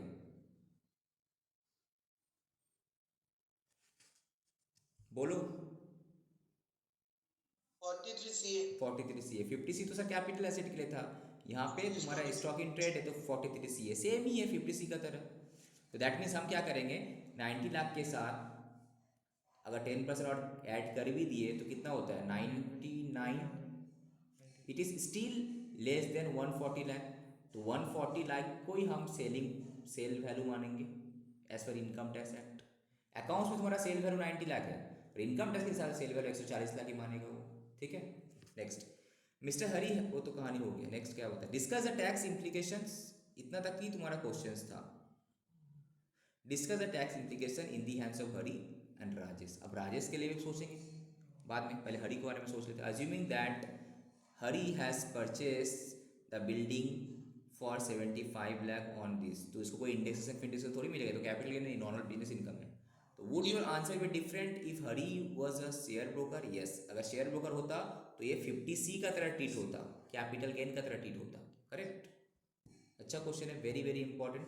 तुम एक काम करना, इस क्वेश्चन को तुम ऐड कर लेना इन 50 C का क्वेश्चन में, कैपिटल गेन का, इसी क्वेश्चंस को, ठीक है। तुम्हारा इस जो स्टडी मैट है वही तुम्हारा क्या QTS सम्स का लिस्ट वहीं से पता चल जाएगा, ठीक है। ये सब क्वेश्चन अच्छा क्वेश्चन है, इसे एग्जाम में आने से प्रॉब्लम क्रिएट कर सकते हो, कन्फ्यूज हो सकता है। तो यहाँ पे वही कहानी तुमको बता बेसिकली ये सब करने उड़ने के बाद फाइनली यहाँ पे आ जाना नेक्स्ट इसमें। तो यहाँ पे उसका बेचा कितना है, वो बेचा है 140 लाख में फाइनली। हम मेरा इनकम टैक्स के हिसाब से 140 लाख में बेचा, अब परचेस किया था 75 लाख में, तो 140 माइनस 75 करेगा, वो तुम्हारा बिजनेस इनकम में चले जाएगा, है कि नहीं। Sale minus purchase price is business income, ठीक है, बस खत्म। सेम क्वेश्चन अगर 50 C एप्लीकेट होता, कब, अगर वो कैपिटल एसेट में ट्रीट होता, अगर वो तुम्हारा शेयर ब्रोकर होता, तो यहाँ पे कैपिटल गेन कितना होता, सेम 75 लाख ही होता capital gain, but capital gain business income में नहीं जाएगा, कैपिटल गेन में आता है। यहाँ पे इंडेक्सेस का बेनिफिट इसीलिए नहीं मिलेगा बिकॉज 2 साल का अंदर ही कितना 36 मंथ्स का अंदर ही बेच दिया। ठीक है, शॉर्ट टर्म होगा यहाँ पे, शॉर्ट टर्म कैपिटल गेन हो रहा है। Okay, understood. सेम प्रोविजन से कैसा समझ में आया कि नहीं आया?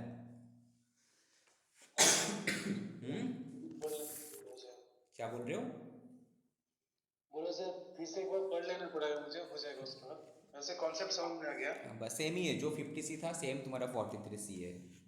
ठीक है, नेक्स्ट आ जाते हैं आप। सर ये तो हुआ जो सेलर था उसके लिए, अब जो रिसीवर के लिए वो कहाँ पे आएगा? ऑब्वियसली बात है IFOS में ही आएगा। Sir property.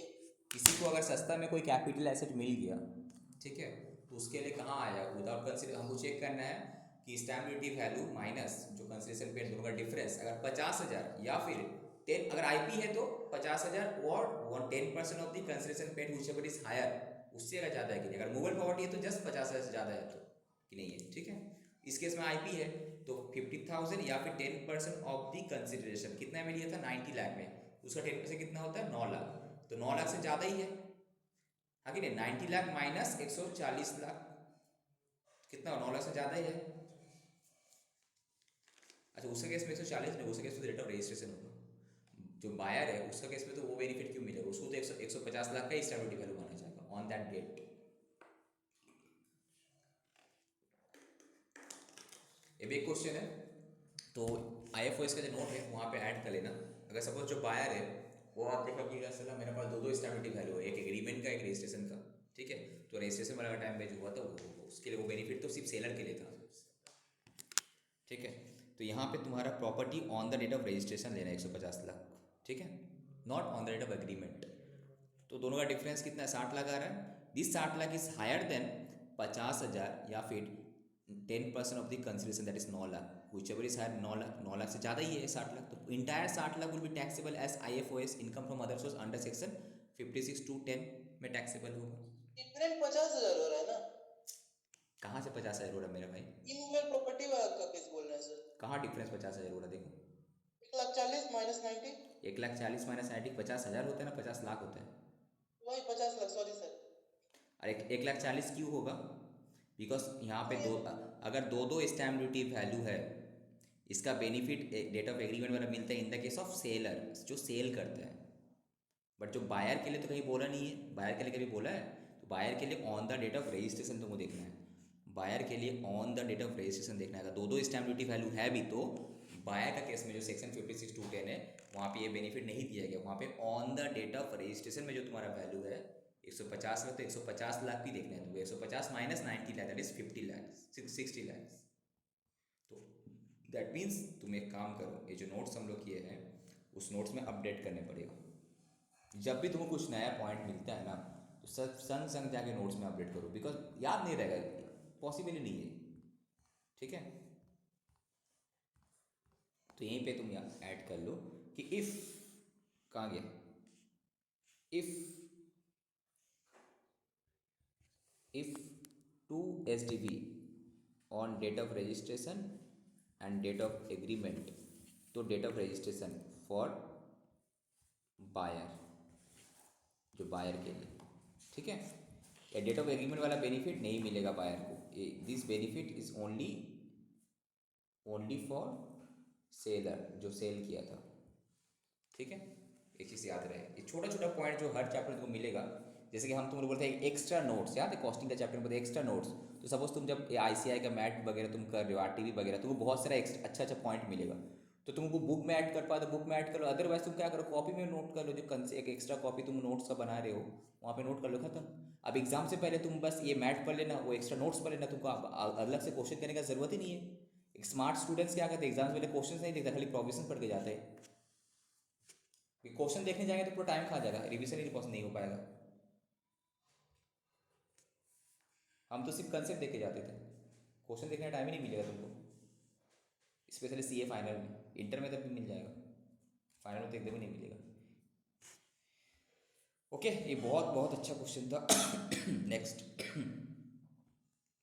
बायर केस में तो दोनों केस में सेम ही होगा। चलो नेक्स्ट, अब कहाँ क्वेश्चन है, ये क्या क्वेश्चन? का एक है ये तो क्वेश्चन में। इनहैंस कंपेंसेशन वाला क्वेश्चन है, तो पता ही रहता तुम लोगों को 50% मिलेगा एक्चुअली, छोड़ो।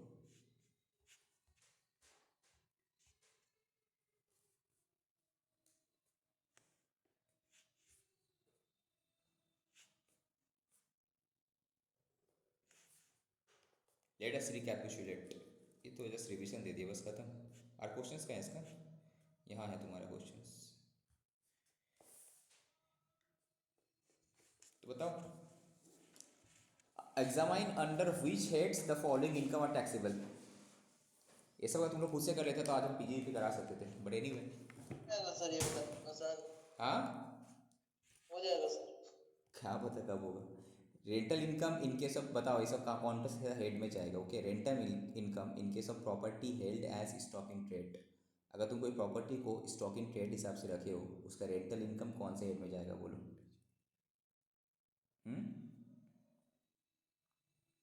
पीजीपीपी। हाउस प्रॉपर्टी पीजीपी में जाएगा। क्यों? अगर पीजीपी में जाएगा, अगर तुम्हारा मैक्सिमम इनकम, तुम्हारा जो टोटल इनकम का मैक्सिमम पोर्शन, मेजर पोर्शंस अगर तुम्हारा इसी चीज़ से आता है तो तुम्हारा पीजीपी में जाएगा। ठीक है, ये तुम्हारा देखना, जब पीजीपी चैप्टर कराते हैं हम बोले थे वहाँ पे सम, एक टू व्यू है यहाँ पे। Some house property income house property में भी जा सकता है या फिर पीजीपीपी में भी जा सकता है। पीजीपी में तभी जाता है जब तुम्हारा ओनली इनकम या मेजर इनकम तुम्हारा हाउस प्रॉपर्टी से आता है तो इसका दो आंसर हो सकते हैं। ठीक है, जब मैथ में बोल रहा हाउस प्रॉपर्टी तो हाउस प्रॉपर्टी में था, अज्यूमिंग कि अदर्स भी कुछ इनकम इसका होगा, मेजर इनकम यहाँ से नहीं आता है। इसको जस्ट एक्चुअल बिजनेस कुछ और होगा, रेंट हाउस प्रॉपर्टी, इसको हाउस प्रॉपर्टी को as a stock in trade भी रखा है, तो मल्टीपल बिजनेस इसका है बेसिकली, तो मेजर इनकम यहाँ से नहीं आता होगा। ये सिचुएशन मान के किया है। Salary receive by a partner from इस पार्टनरशिप फर्म। तो फर्म से सैलरी मिलता है तो कहाँ जाएगा, पार्टनर का पार्टनरशिप फर्म से मिलता है तो नॉर्मली पीजीपी चैप्टर में जाता है। जब हम पीजीपी कराएंगे तब समझ में आएगा। रेंटल इनकम ऑफ मशीनरी, ये तो कहाँ जाएगा बोलो। मशीन को तुम भाड़ा पे दिया, ये कहाँ जाएगा। पीजीपी। ये डिपेंड करता है, अगर मेरा यही बिजनेस है कि रेंट पे देना मशीन को तो पीजीपी में जाएगा। अगर मेरा बिजनेस कुछ और ये साइड में जैसे एक्स्ट्रा करे तो मेरा अदर्स उसमें जाएगा। Same concept. Winning from lotteries, ये तो तुम्हारा इनकम फ्रॉम अदर सोर्स में आएगा। Salaries payable to a member of parliament, member of parliament को जो इनकम होता है तो उसके लिए तो आईएफओएस है, because member of parliament is not an employee of parliament. Salary के लिए एम्प्लॉयर रिलेशनशिप था, तो पार्लियामेंट का मेंबर को एमपी एमएलए को जो सैलरी मिलता है ये उसका आईएफओएस में जाएगा, इनकम फ्रॉम अदर सोर्स में जाएगा। इंपॉर्टेंट है ये आने से तुम लोग से कन्फ्यूजन हो सकता है। रिसीप्ट विदाउट कंसिडरेशन, तो रिसीप्ट विदाउट कंसिडरेशन क्या आईएफओएस में जाएगा, डिपेंडिंग ऑन वो 50 से का ज़्यादा होगा तो। In case of retirement, interest जो मिला है ऑन एम्प्लॉइज कंट्रीब्यूशन, हम रिटायर किए तो मेरा जो कंट्रीब्यूशन था पीएफ का फंड में, उसमें जो इंटरेस्ट मिला है, if provident fund is unrecognised तो क्या होता है, तो टैक्सेबल होगा, इन आईएफओएस में आएगा। ठीक। Rental income in case of a person engaged in the business of letting out of property, ये पीजीबीपी में तुम्हारा जाना चाहिए, बिजनेस वर्ड बोल ही दिया वहाँ पे। ठीक है, दोनों को सेम नहीं लग रहा है, 1 और 11 9। यहाँ पे देखो, यहाँ पे बोल ही दिया उसका बिजनेस ही है लेटिंग आउट ऑफ प्रॉपर्टी। और इस केस में क्या है, तुम प्रॉपर्टी जो तुम्हारा पास था उसको तुम as a stock in trade रख रहे हो। स्टॉक इन ट्रेड मतलब क्या, सेल परचेस करना, सेल परचेस करना। ठीक है, अब उसका तुम क्या क्या रेंट में दिया, तो तुम्हारा एक्चुअल इनकम कहाँ से आता है, प्रॉपर्टी बेच कर आता है, रेंट से तुम्हारा नहीं आता इसका मतलब, दैट इज़ वाई। बट यहाँ पे बोल ही दिया तुम्हारा बिजनेस ही रेंट का है, तो मेजर इनकम रेंट से ही आता है। फर्स्ट केस में स्टॉक इन ट्रेड, तो मेजर इनकम तुम्हारा कहाँ से आ रहा होगा, सेल करके आ रहा होगा, not from rent, that is why. ठीक है, ये दोनों में डिफरेंस यही है ना। क्वेश्चन नंबर 2 क्या है, ये तुम्हारा 1,20,000 मिला गिफ्ट में फ्रॉम नॉन रिलेटिव से, but on the occasion of marriage, तो भाई एग्जेम्प्ट है, मैरिज में मिला ना तब तो एग्जेम्प्ट है। बट ये क्या बोल रहे हैं यहाँ पे, टैक्सेबल क्यों बोल रहे हैं, नॉन रिलेटिव बोला है। बोला ना, बट मैरिज में मिला तो रिलेटिव ही नहीं तो फिर उसको मैरिज में मैरिज में किसी को मिल सकता है। गिफ्ट क्या उसका मैरिज में नहीं, उसका सन का। ओ उसका सन का, तो वही बोलो।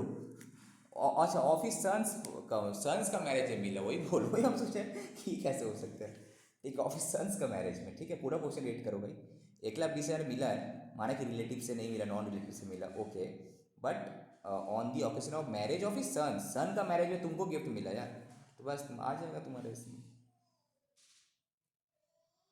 बाय राज मिला। अच्छा, गिफ्ट कोई राज को दिया, उसका सन बेटा का शादी था, गिफ्ट राज को दिया, तो राज के लिए टैक्सेबल हो जाएगा, बेटा को मिले तो टैक्सेबल नहीं होता। ठीक है, अच्छा क्वेश्चन घुमा दिए। इंटरेस्ट ऑन इनहैंस कंपेरिजन तो समझ में आगे, बार बार रिपीट करें हम लोग, 96% मिलेगा, बट उसमें से तुम फिर देखो कुछ बोला है यहाँ पे, for acquisition of this of which 40% relates to this, उससे क्या फ़र्क पड़ता है? 96,000 आएगा, उसमें से 50% स्टैंडर्ड डिडक्शन मिल जाएगा। ओके, ये बैंक एम्प्लॉई है, रिसीव किया 5 lakh towards interest on enhance compensation from state government interest for the compulsory acquisition of इस लैंड फ्रॉम दिस, 5 लाख उसको मिला है तो 5 लाख टैक्सेबल होगा। ये क्वेश्चन सेम क्वेश्चन एग्जाम में कहीं पे आया हुआ था, हम लोग देखे थे थोड़ी देर पहले, इसका विवेक सोनी का मैट में था। ठीक है, तो ये पूरा टैक्सेबल होगा, 50% डिडक्शन मिलेगा। ओके, नेक्स्ट कैश गिफ्ट वाला किए थे कि हम लोग? नहीं, कैश गिफ्ट मिला 51,000, किससे मिला? फ्रेंड से मिला, not relative, on the occasion of क्या है, सस्ती तो पूर्ति, क्या है तो बोला है, जो भी है, वेडिंग फंक्शन ऑफ हर सस्ती पूर्ति wedding function celebrated on her husband का कंप्लीशन ऑफ एनिवर्सरी है, एनिवर्सरी है, इसका मतलब एनिवर्सरी है तो भाई वेडिंग एनिवर्सरी है तो टैक्सेबल हो गई। ठीक है, नॉन रिलेटिव से बट मैरिज होता ठीक है, बट एनिवर्सरी है तो टैक्सेबल होगा। On the above occasions diamond necklace ही मिला भाई 2 लाख का, presented by her sister living in Dubai, ये तो तुम्हारा रिलेटिव है, ये तो भाई सिस्टर से मिला तो सिस्टर तो रिलेटिव है, ये तुम्हारा एग्जाम्प होगा। ठीक है, when she celebrated her daughter's wedding, जब उसका बेटी का वेडिंग सेलिब्रेट कर रही थी इस डेट को, उसका friend, her friend assigned in जो Mrs Himali's favour a fix deposit, अच्छा, held by the said friend in a scheduled bank. क्या बोला? वेन, इसका ये किसका कर रहे हो लोग? अच्छा, इसका कर रहे हो। ओके, ये है मेरा एसएससी है, इसका हम लोग टैक्स में कैलकुलेट कर रहे हैं। इसका बेटी का शादी था तो इसका फ्रेंड क्या की, मिस हिमाली का नाम पे, माने इसका नाम पे, उसकी फ्रेंड का नाम पे, नॉट उसका बेटी का नाम पे एक एफडी खोल दी, फ्रेंड ने इनके नाम टैक्सेबल पे होगा। तो क्या होगा? टैक्सेबल होगा तुम्हारा, खत्म। नेक्स्ट क्या है? मिस्टर बी ट्रांसफर किया 500 शेयर्स ट्रांसफर किया, shares is capital asset. Okay, taxable बोले ना। हाँ टैक्सेबल होगा, टैक्सेबल ही होगा ना, उसका बेटी के नाम में करती तो अलग बात था शादी में, बट वो तो उसका माँ का नाम में करती। ठीक है, माँ का तो शादी नहीं है ना। मिस्टर बी ट्रांसफर किया 500 शेयर्स दूसरा किसी कंपनी को, जो भी किया है फॉर रुपीज़ 3 लाख में। ओके, बट मार्केट वैल्यू था 5 लाख, तो कम में बेचा। Okay, the index cost of, बेचा कितना? कम में। The index cost of acquisition of shares for Mister B was इतना। The transfer was not subject to securities transaction tax, जो ट्रांसफ़र किया उसमें एसिडिटी नहीं लगा, तो एसिडिटी अगर नहीं लगा तो टैक्स रेट अलग था तुम्हारा। स्लैब एक साल के अंदर किया ना, कब किया देखो। अच्छा, इंडेक्सेशन तो लेगा लॉन्ग टर्म है, तो लॉन्ग टर्म कैपिटल गेन 20% लग जाएगा तुम्हारा। ठीक है, now determine the income chargeable to tax in the hands of mister B, तो मिस्टर बी का हाथ में क्या होगा? जो कैपिटल गेन लगा होगा तुम्हारा, तो वो। ठीक है, अब एक बात बताओ, जब शेयर हम लोग किसी को बेचते हैं, ठीक है, तो वहाँ पे अगर सपोज मेरा सेलिंग प्राइस मार्केट प्राइस से कम है तो हम लोग व्हिचएवर इज हायर लेते हैं ना, याद आ रहा होगा शेयर का केस में। तो अब 5 लाख का साथ लेके कंपेयर करना है हमको, तो देखो 5 लाख का साथ लेके कंपेयर किया होगा फर्स्ट ऑफ ऑल,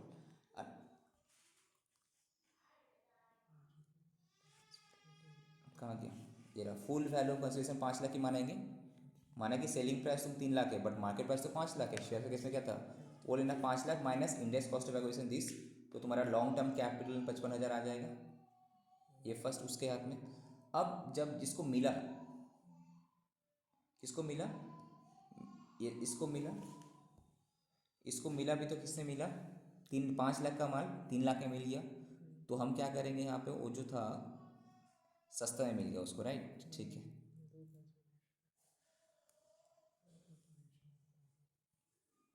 तो मूवेबल प्रॉपर्टी रिसीव किया वहाँ पे बाय एनी पर्सन बोला था वहाँ पे, इंडिविजुअल इशू पे जो भी है, तो उसका डिफरेंस कितना 50 से ज़्यादा ही आ रहा, ये दोनों का डिफरेंस कितना है 2 लाख है, 50 से ज़्यादा है तो 56(2)(10) में टैक्सेबल हो जाएगा तुम्हारा। ठीक है, next as per section 50 C A since the consideration is, फिर क्या बोला तुम्हारा, ये तो ठीक था, ये तो ठीक है, जब मिला तब हो गया। अब फिर जब as per section 50 since the consideration is less than the market fair market value of one board the fair market value of the share compared with full value consideration, fair market value उसका full value जब वो बेचेगा, जब बेचेगा obviously बात है, जब बेचेगा तब तो वही माना जाएगा। ठीक है, अब मिस्टर इसका नाम बहुत हेवी दिया है यार। Mister C is employed in a company with taxable salary income of 5 lakh. उसको कैश गिफ्ट मिला 1 lakh from Atma charitable trust से। ये क्वेश्चन बार बार आ रहा है ट्रस्ट वाला, देखा इंस्टीट्यूट ऑफ मैथ से घुमा फिरा के कॉपी कर देगा। ठीक है, क्या होगा? फॉर मीटिंग इस मेडिकल एक्सपेंसेस, जो ट्रस्ट से मिला तो इससे टैक्सेबल हो जाएगा, उसके नहीं एग्जाम हो जाएगा। जो यहाँ पे देखो एग्जाम बोलेगा, apply to any sum of money receive from any trust registered under this. ठीक है, तो यहाँ पे टैक्सेबल नहीं होगा, एग्जाम हो जाएगा। बस खत्म। अब तुमको एक्स्ट्रा क्या करना है? आरटीपी एमटीपी देख लेना, एंड स्कैनर में अगर कुछ क्वेश्चन और बचा हुआ है। ठीक है, और सीएमए वाला तुम अपना सीएमए का स्टडी मैट देख लेना। जितना हम यहाँ पे कवर करा लिए तुम्हारा मैट से ज़्यादा ही है। ठीक है, एक्स्ट्रा यहाँ पे कर लेना। एमसीक्यू का जो है वो अलग से लास्ट में करना है हम लोगों को। ठीक है, चलो अब पीजी पे थोड़ा स्टार्ट करते हैं।